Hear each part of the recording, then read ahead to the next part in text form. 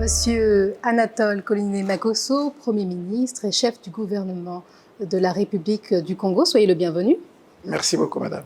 Soyez le bienvenu. Et d'ailleurs, dans ce cadre idyllique, on se trouve au sommet de l'une des tours jumelles au centre de Brazzaville, la capitale du Congo. Un endroit atypique puisque nous sommes dans un restaurant, une plateforme tournante. On a l'impression de se croire à New York ou à Singapour. Quelles sont vos premières impressions, vous, assis ici? Juste heureux de vous l'entendre dire, parce que les témoignages de ce genre sont rares. Et quand il vient de vous, il vaut mieux que ce que je dirais. Voilà. Il me semble qu'ils seront de plus en plus nombreux lorsque cet édifice sera ouvert au grand public d'ici quelques mois. Cela donne envie, Monsieur le Premier ministre, de parler d'infrastructures au Congo, parce qu'on sait que les infrastructures permettent le développement économique d'un pays, on sait qu'elles permettent la création d'emplois, elles permettent une croissance accrue, elles permettent effectivement de pouvoir développer un pays. Alors, nous allons parler d'infrastructures et nous savons qu'effectivement, nous célébrons les 20 ans de la délégation générale aux grands travaux au Congo. Donc 20 ans, il est donc temps de faire un bilan de ce qui a été accompli. Et ce que je vous propose pour entamer cette discussion, c'est de nous projeter 20 ans en arrière, en 2002. Quel était le visage du Congo en 2002? Savez-vous, madame, il n'y a rien de nouveau sous le soleil.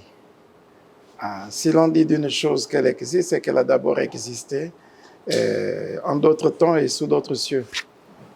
Pour vous décrire ce qu'était le Congo en 2002, si telle est la question que vous me posez, j'ai envie de vous renvoyer, comparaison n'est pas raison, c'est vrai, mais la comparaison permet effectivement de développer la raison. Ce que nous vivons aujourd'hui, vous appelez ça, oui, les infrastructures, mais c'est les grands travaux du siècle pour le Congo. Et pour comprendre le sens des grands travaux du siècle, il faut repartir au 4e, 5e siècle avant Jésus-Christ, lorsqu'on parle des grands travaux de Périclès, ou encore, pas loin de nous, les grands travaux de Mitran. Voilà. Pourquoi je le dis? Parce que lorsque Périclès s'engage dans les grands travaux, il trouve un pays en ruine. Et lorsque Denis Sassou Nguesso engage le pays dans les grands travaux, il reprend un pays transformé en champ de ruines. Et donc, il fallait envisager, à partir de 2001-2002, le développement, la reconstruction de ce Congo, et en engageant donc les grands travaux, à l'image de Périclès, à l'image de Mitran, qui lorsqu'il arrive, il se dit, bon, mais dès qu'il arrive aux affaires, il est préoccupé par les grands travaux d'infrastructure, les grands travaux, les grands monuments. Et nous aussi, on peut dire oui, en 2002, quelques années après la fin de la guerre, et comme Périclès, il a fallu d'abord imposer la paix, il a fallu négocier la paix. Et Denis Sassou Nguesso, quand il revient aux affaires en 1997, il a fallu négocier la paix, souder, reconstruire la paix, signer des accords de paix. Et quand ce combat de la paix a été gagné, il fallait maintenant s'engager dans les grands travaux. Et tous ces grands travaux, vous les avez à partir de 2002. Justement, donc on est passé effectivement de la reconstruction de la paix à la construction, la reconstruction du pays. Vous pouvez donc nous dire comment s'est passé ce chemin, cette route, comment ça s'est déroulé ces 20 dernières années? Est-ce que ça a été une route sinueuse? Est-ce que ça a été justement facile à réaliser ou au contraire jonché d'obstacles? Dites-nous un peu comment ça s'est passé, ce parcours. Oui, ça n'a pas été un long fleuve tranquille, mais tout est fonction des objectifs que s'était fixés le bâtisseur. D'abord, il lui fallait assurer la cohésion des territoires. Assurer la cohésion des territoires. Ensuite, par ce biais aussi, ouvrir le Congo au monde. Et enfin, faire venir le monde vers le Congo. Voilà les 3 grandes ambitions qui ont présidé à la formulation de ces grands travaux. Parce que, oui, vous avez raison de le dire, ça n'a pas été facile déjà d'assurer la cohésion des territoires. C'est quoi la cohésion des territoires? C'est réduire les inégalités. En 2002, lorsqu'il trouve un ouvrage qu'il n'avait pas pu achever entre 79 et 92, on pourra parler quand même aussi de cette période, on aura le temps d'y revenir. Mais lorsqu'il trouve un pays en ruine, avec un territoire totalement déstructuré, avec des inégalités fortes, je prendrai comme exemple d'inégalité, vous voyez, le Congo a 12 départements, je mets de côté les 2 départements, Brazzaville et Pointe-Noire, je prends les 10 départements de l'intérieur du pays, vous sentez les disparités, vous sentez les inégalités. Aucun département à l'intérieur du pays n'avait ne serait-ce qu'une voirie urbaine bitumée. Aucun. Même pas 1 mètre. Voilà. Et donc, quand on en comparait les chefs-lieux de ces départements, je parle des chefs-lieux. Vous pouvez avoir la route qui passe, oui, on en pourra en reparler, mais je parle des chefs-lieux de ces départements. Donc, les villes de ces départements, y compris bien d'autres villes comme Kaye et Mosendio, vous avez 0 mètre de route bitumée, de voiries urbaines bitumées. Il a fallu amener les voiries urbaines, il a fallu construire les voiries urbaines. Et en termes de cohésion des territoires, vous pouvez constater aujourd'hui, dans ces 10 départements, je mets de côté un seul sur lequel nous sommes en train de travailler, la Likwala par exemple, je mets aussi un peu le Kouilou de côté, mais les autres 8 départements, si vous allez dans les chefs-lieux, vous serez surpris de retrouver le même visage, le chef-lieu des départements. Vous aurez la même image du département. Vous aurez le même présage, ce département. C'est-à-dire, si on vous prend, on vous amène à Sibiti, chef-lieu du département de la Lékomo. On vous ferme les yeux, on vous amène à Djambala, chef-lieu du département des Plateaux.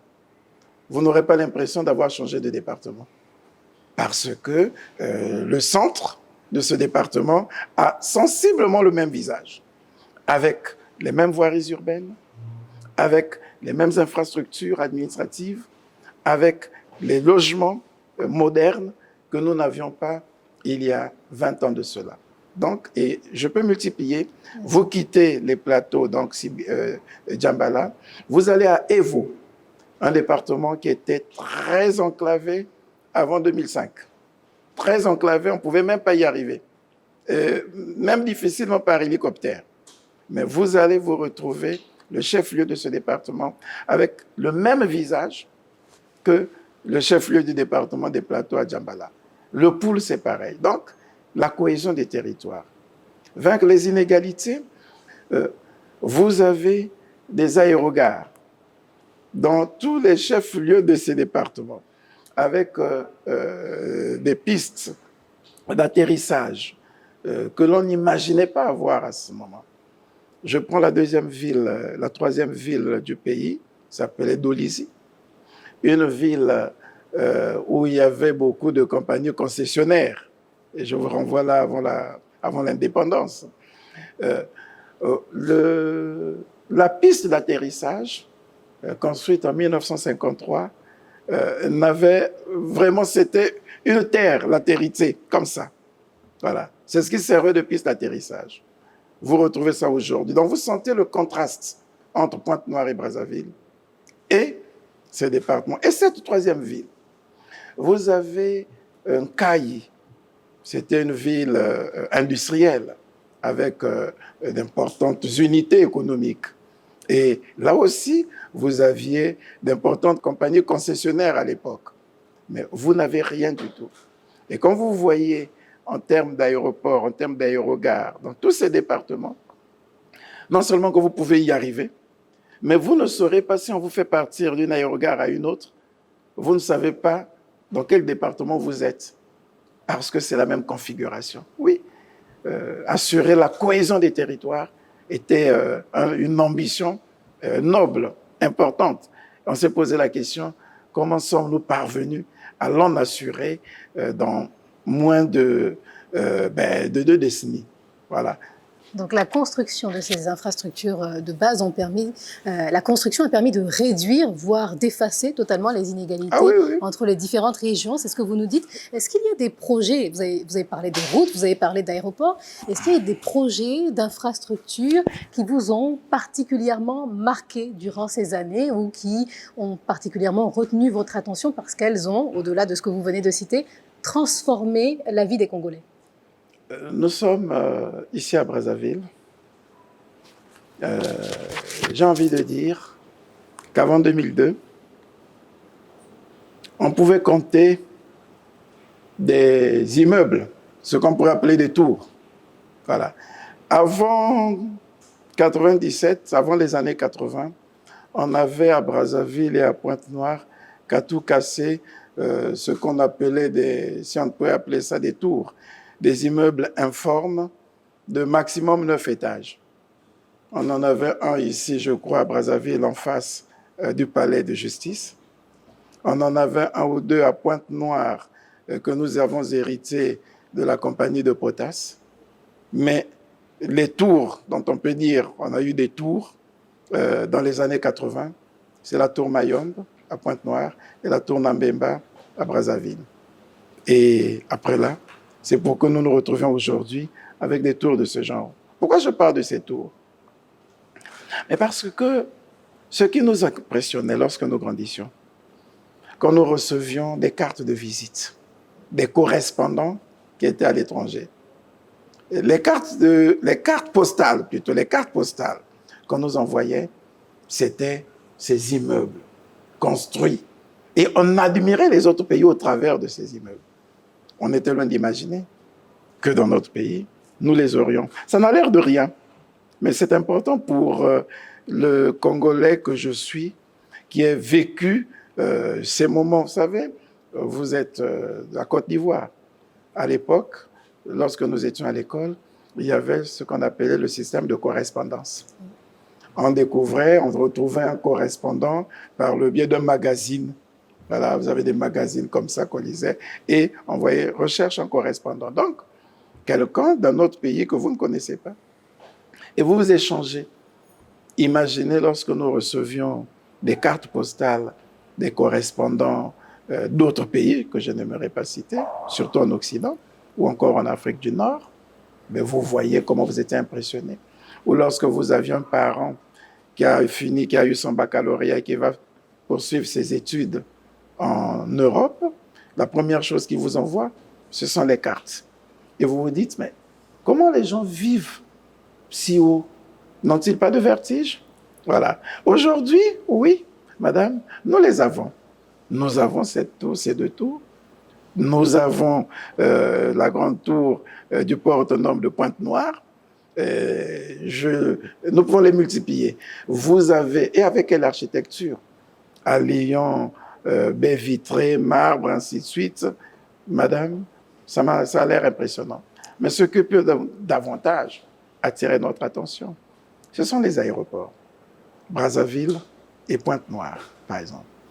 Lorsque, je crois que c'est à partir de 2005, je crois, que Pointe-Noire a eu son premier module d'aéroport, avec des passages qu'on appelle des passages télescopiques, je crois. C'est ça le mot, les satellites. C'était impressionnant, parce qu'on était loin d'imaginer qu'on les avait chez nous, qu'on devait les avoir chez nous. Et je vous parle en tant que Porténégrin. Nous les avons eus avant, les gens de Pointe-Noire les ont eus avant les populations de Brazzaville. Mais c'est un sentiment de fierté. Aujourd'hui, nous voyons ces aéroports, nous voyons les aérogares tels qu'ils sont construits. Brazzaville, vous êtes passé par Brazzaville? Oui. Ça ne vous a pas fait de l'effet? Forcément. Ah ben, a fortiori nous autres. Vous voyez, donc il y a des choses, oui. Et ça, c'est une autre ambition, la volonté d'ouvrir le Congo sur le monde, au travers de toutes ces infrastructures, ces immeubles qui nous ouvrent sur le monde, au travers des aéroports, oui, mais aussi au travers des grandes routes. Vous voyez la route dont on peut dire la route du siècle. Toutes les générations antérieures les ont rêvées. Nous avons eu le chemin de fer, oui, mais c'était peut-être parce que c'était la solution la plus facile pour le colon. Parce que la route était difficile. Construire une route lourde de Pointe-Noire jusqu'à Brazzaville, les colons n'ont pas pu le faire. Et les générations antérieures ont rêvé. Les chefs d'État, les gouvernants ont essayé. C'est un bonheur pour nous de savoir que le gouvernement au service duquel nous sommes, dans le cadre de la politique des grands travaux, sous le leadership du président Denis Sassou Nguesso, nous avons pu réaliser cette route qui part, je n'ai pas envie de dire de Pointe-Noire, mais qui relie plusieurs pays, qui nous relie à l'Angola, parce que nous avons cette route qui part de la frontière de l'Angola par le Cabinda, qui traverse toute la ville de Pointe-Noire, qui traverse les départements du Niari, de la Bouenza, qui arrive à Brazzaville, qui prend celle qui croise celle qui quitte Brazzaville pour la frontière du Cameroun. C'est une œuvre gigantesque, madame. Et ça nous parle. Monsieur le Premier ministre, je voudrais rebondir sur ce que vous avez dit juste avant. Alors, vous avez évoqué les routes construites, vous avez évoqué les aéroports. Effectivement, tout le monde comprend l'utilité d'une route, d'un aéroport.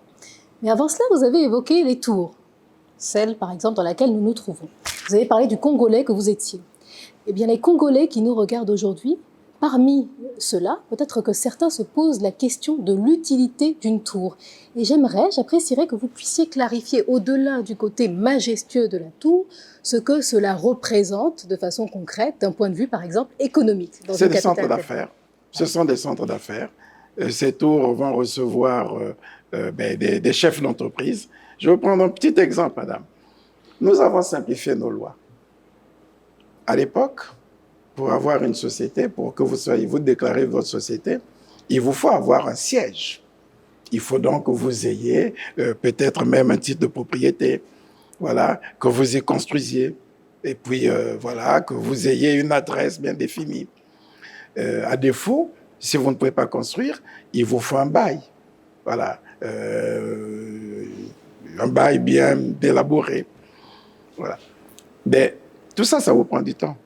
Ça vous prend de l'argent, ça vous décourage.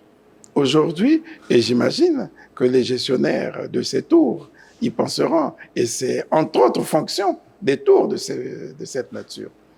Quelqu'un peut avoir une entreprise et venir domicilier son entreprise ici, même pour quelques heures.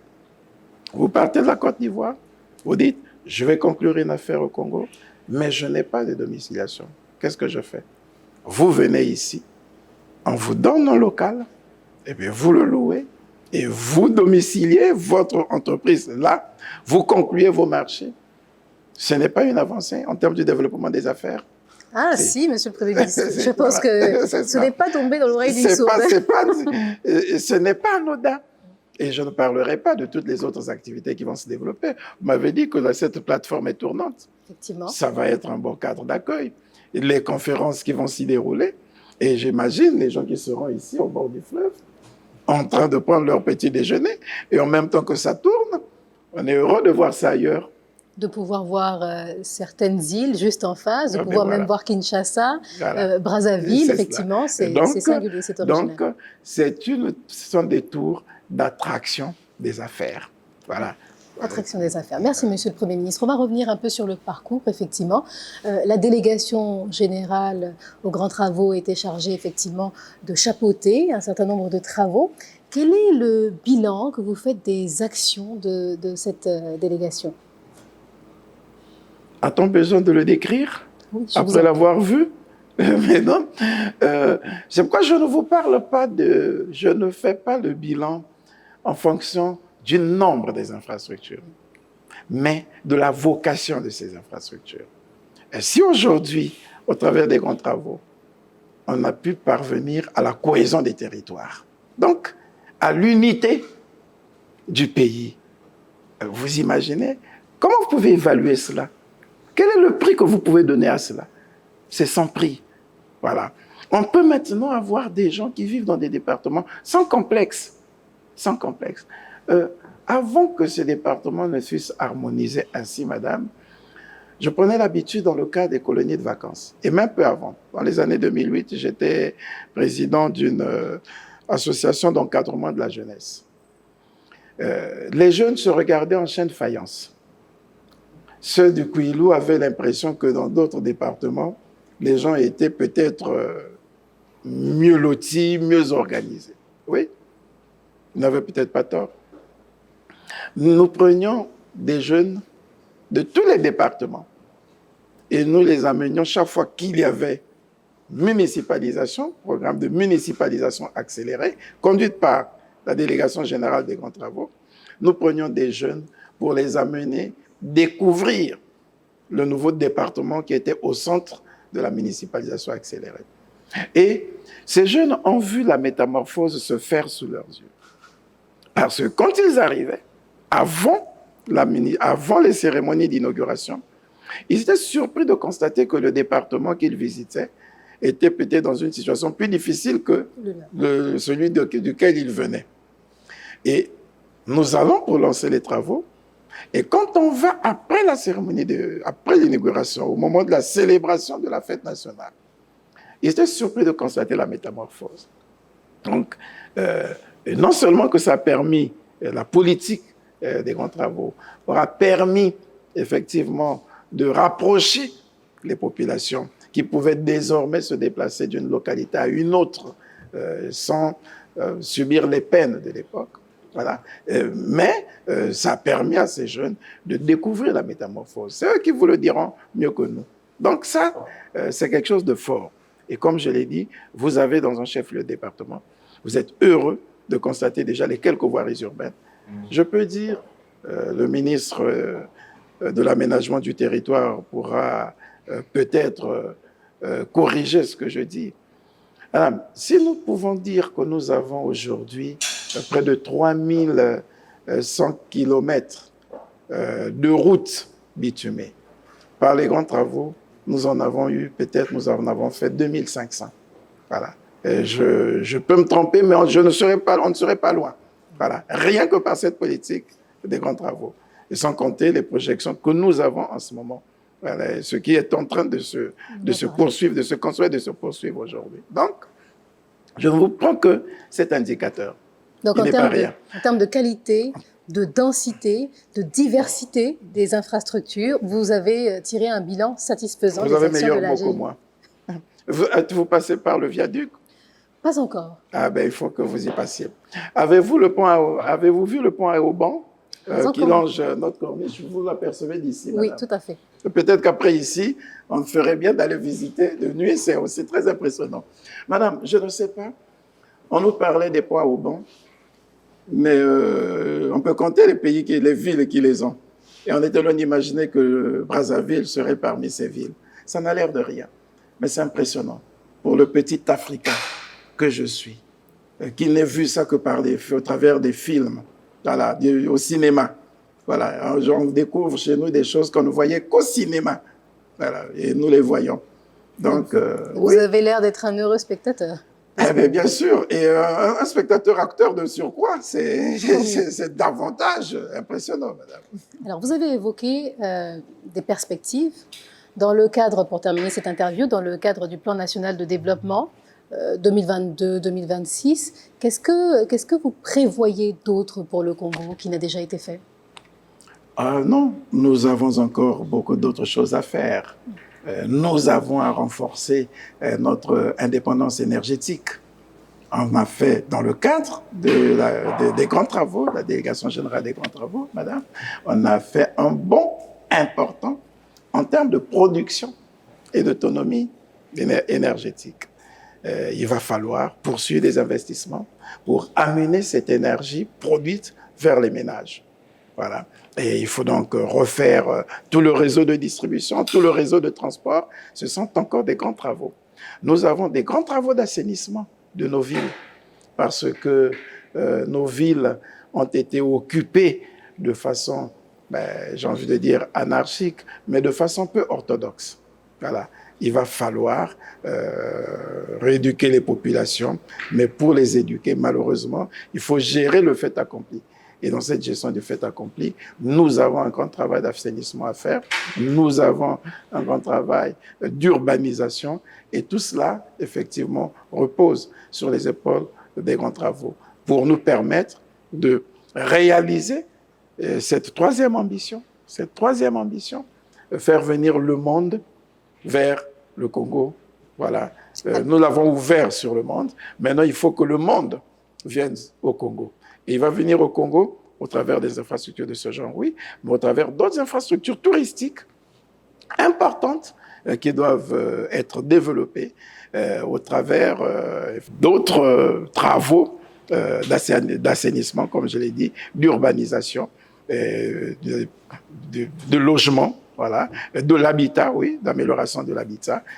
Ils ont encore beaucoup de choses à faire. Voilà, un pas important, une longue marche a été accomplie, mais je n'ai pas envie de dire que le plus dur est à venir, mais c'est comme la délégation générale de grands travaux travaillant sous l'autorité du président Sassou a ceci malheureusement comme leitmotiv, c'est-à-dire c'est comme des gens qui ont gravi des montagnes et quand ils arrivent au plus haut de la montagne la plus élevée, ce qu'ils découvrent, c'est qu'il y a encore plusieurs autres montagnes à gravir. Et voilà, nous sommes arrivés au 30e étage de cette tour. Ce que nous découvrons, c'est qu'il y a encore d'autres montagnes à gravir et c'est ce qu'ils devront faire. Et une petite note, on a commencé cette interview par un constat. Il y a 20 ans, le pays était en ruine. Dans 20 ans, vous le voyez où, le pays, et comment? Dans la vision du président Denis Sassou Nguesso, oui. Dans 20 ans, oui, nous avions pari de l'émergence. L'émergence, oui, nous l'avions pris pour à l'horizon 2025, lorsque nous étions dans les années 2010. 2005, on s'était donné 20 ans, effectivement, pour gagner le pari d'émergence. Si une bonne partie a été réalisée, non, mais il faut dire que la marche vers l'émergence a été retardée par un certain nombre de chocs exogènes et endogènes. Exogènes particulièrement, notamment toute l'ambition que nous avions sur la production pétrolière a été freinée à partir de 2014 et c'est ce qui a retardé un certain nombre de projets et qui étaient déjà très engagés.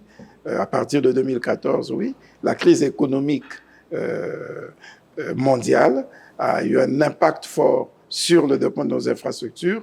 Je vous prendrai un exemple pour que vous compreniez à quel moment ça a été très handicapant. Nous avions, peu avant, un budget de près de 4 000 milliards qui nous permettait d'investir sur tout ce que vous voyez. Et à partir de 2015-2016, le budget a été réduit du tiers.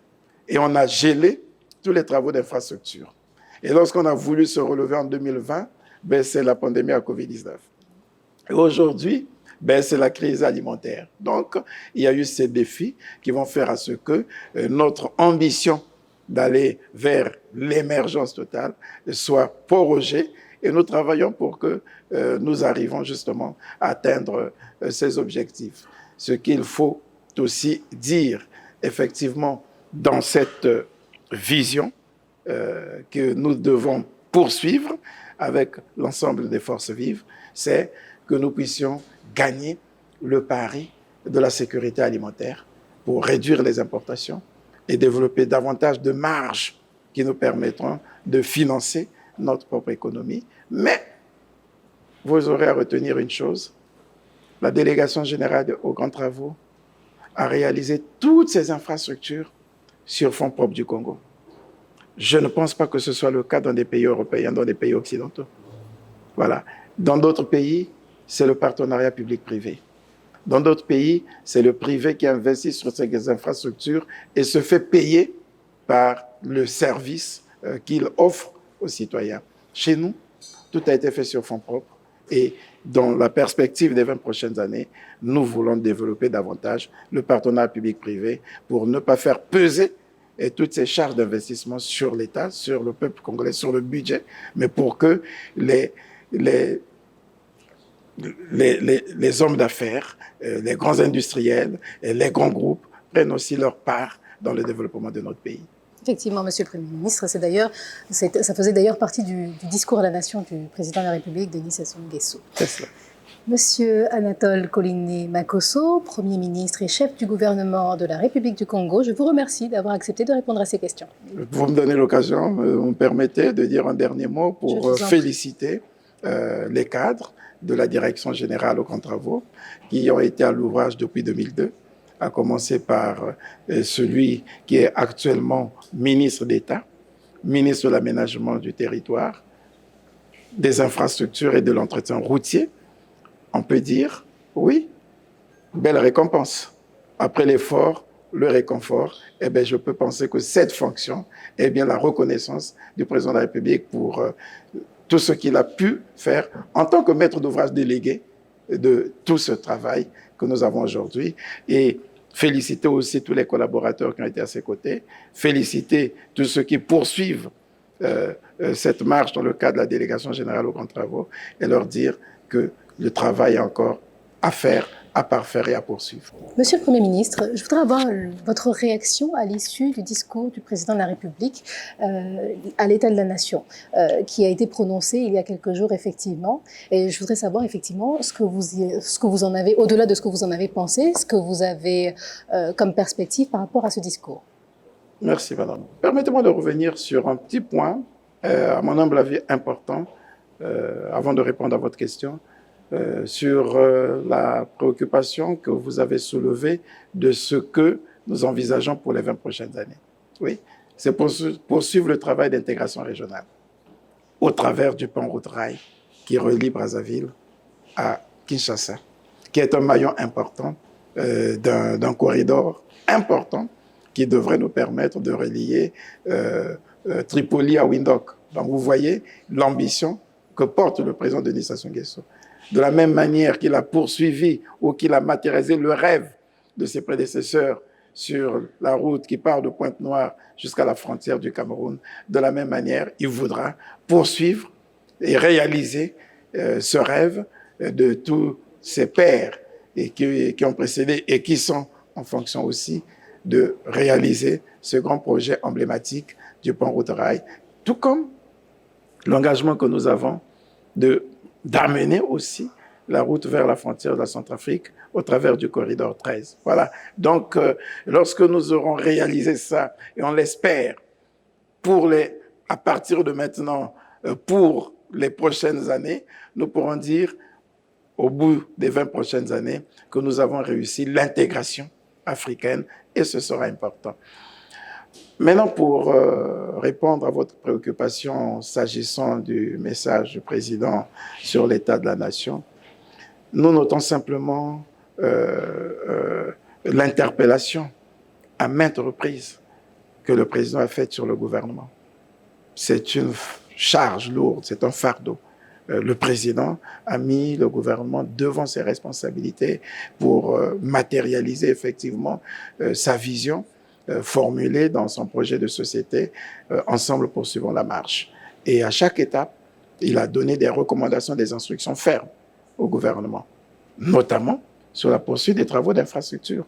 Et il les a identifiés, un peu comme je vous le disais entre-temps, c'est-à-dire le travail d'assainissement de nos villes, la poursuite du maillage de notre pays en infrastructure, de développement, la relance de l'économie. Oui, le gouvernement a eu toute sa part dans cette interpellation du président de la République. Mais aussi, nous avons eu droit à un président de la République qui dit au peuple la vérité sur les difficultés auxquelles le peuple est confronté, sur les problèmes que nous avons, et qui montre la voie, qui garde l'optimisme en raison de son investissement personnel dans la réalisation de ces problèmes. Et c'est important. Et toute la définition qu'il a donnée sur le plan de la gestion de la politique sociale et solidaire, notamment en renforçant le système éducatif, en améliorant davantage le système éducatif pour la valorisation du capital humain, notamment en renforçant ce capital humain par une politique de santé et de sécurité sociale au travers de l'assurance maladie. Et tout cela, ça nous interpelle et ça nous met devant nos responsabilités. Je peux vous dire que ça ne laisse pas dormir le Premier ministre et l'ensemble du gouvernement. Non, mais c'est extraordinaire. Nous sommes assis au même endroit, Oui. pourtant, mais on se rend compte qu'on est par là où nous sommes rentrés. Oui. Et tout à l'heure, je vous montrais le point au banc. Vous ne l'avez plus? Non, le point Il est de l'autre côté maintenant, à gauche. Vous voyez? C'est une tour tournante. C'est vrai qu'on est surpris à chaque fois qu'on vient à Brazzaville de constater l'évolution flagrante de la capitale, le changement de visage de la capitale. Donc c'est très intéressant. C'est ça. Donc bravo à vous.